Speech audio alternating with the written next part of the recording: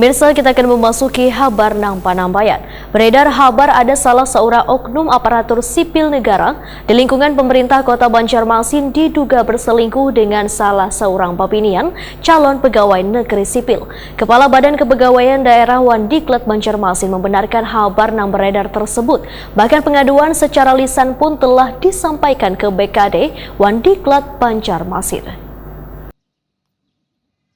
Beredar kabar adalah salah seorang oknum aparatur sipil negara di lingkungan pemerintah Kota Banjarmasin diduga berselingkuh dengan salah seorang babinian calon pegawai negeri sipil. Kepala Badan Kepegawaian Daerah Wandiklat Banjarmasin Totok Agus Daryanto Hetakuni Prima TV Jelang Tengah hari Rabu 15 Maret 2023 membenarkan kabar nang beredar tersebut, bahkan pengaduan secara lisan telah disampaikan ke BKD Wandiklat Banjarmasin. Menurut Totok Agus Daryanto, permasalahan ini sangat mencoreng ngaran pemerintah kota, bahkan sudah menjadi konsumsi publik, sehingga kasus perselingkuhan ini akan segera ditindaklanjuti, walaupun laporan yang diterima hanya bersifat lisan. BKD Wandiklat akan membentuk tim bersama Inspektorat melakukan penelusuran terkait kebenaran isu yang beredar tersebut. Selain itu, akan memanggil oknum yang bersangkutan untuk dilakukan berita acara pemeriksaan secara intens. Bila nantinya kabar tersebut benar, maka oknum ASN ini, ujar Totok Agus Daryanto, akan ditindak tegas sesuai dengan aturan yang berlaku karena dianggap melanggar kode etik di kepegawaian. Terkait dengan sanksi yang akan diberikan mulai dari penurunan jabatan hingga pemecatan. Begitu pula bagi oknum CPNS akan terkena hukuman disiplin yang secara otomatis diberhentikan dari CPNS.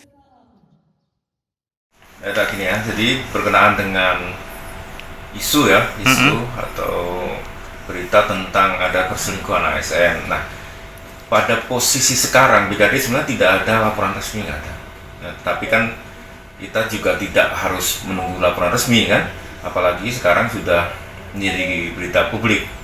Nah, jadi kemarin itu setelah jadi berita publik, Pak Sekda, karena kita sampaikan bahwa kita akan membentuk tim untuk Riksus, untuk kita lihat kebenarannya kan, kita cross check. Jadi kita masih pada posisi karena belum tahu ya, belum di BAP juga belum, baru hanya berita sentingan gitu, tetapi karena ini kelihatannya beritanya juga simpang siur, makanya kita akan minta keterangan kepada yang bersangkutan.